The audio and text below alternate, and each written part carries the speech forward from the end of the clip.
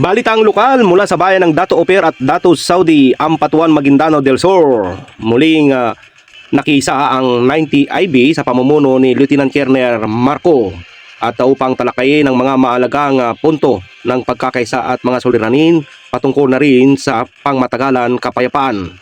Patuloy na pinapalakas ng 90 IB Infantry Battalion sa pagsusulong ng pangmatagalan kapayapaan.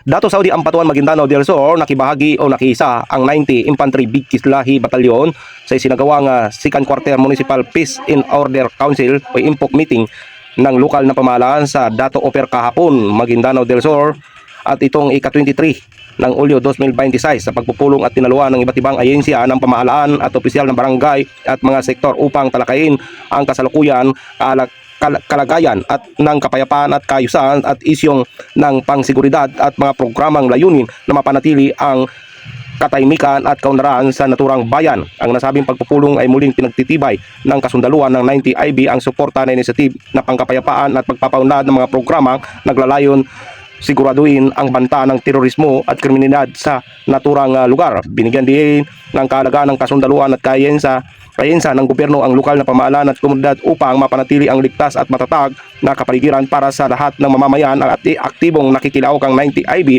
na patunay na kanilang pangakong pagsusulong ng pangmatagalang kapayapaan at kaunlaran sa Maguindanao del Sur. At atin is napping very energetic Lieutenant Colonel Marco sa ilalim ng 6 Supers aided by Brigadier General Igar Cato, Unified Officer Commander. Ito si Dato Saudi, Ampatuan, binhin ng pag-asay muling sumisibol sa Maguindanao del Sur, ang bigkis na lahi di matitibag anuman ng hamon. MPOC meeting Hunyo 26 kasama ang ahensya at mga stakeholders. Tinalakay ang kapayapaan, seguridad at programa para sa kaunlaran. Sama-samang sinugpo ang banta ng terorismo at lahat ng kriminalidad. Pagtutulungan ng gobyerno, lokal na pamahalaan, susi sa katagan. Aktibong nakilahok ang 90th Infantry Battalion, patunay sa kanilang pangako sa pangmatagalang kapayapaan. Para sa Dato Hofer, Ampatuan, isang ligtas at masaganang bukas, pag-asay ating kamtin sa bawat pagkilos may liwanag darating. Kapayapaan at kaunlaran.